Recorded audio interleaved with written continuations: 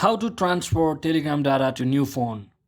So hello guys, welcome back to my YouTube channel. In this video I'll be showing you how you can easily transfer your Telegram data to new phone. So as you know, Telegram has its own cloud storage, so it doesn't necessarily have to transfer your data every time you log in for the first time. So let's say I'm logging my new account for the first time, just like this, and when I enter all my credentials, login credentials, I'll be redirected to this page where you can see every single channel, my channel in whichever I have joined or subscribed, every single channel is being shown here. So that means whenever you click on the settings and head over to your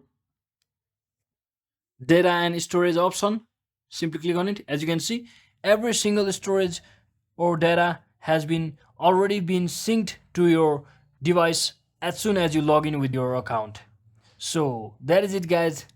That is exactly how you can easily view your transport Telegram data.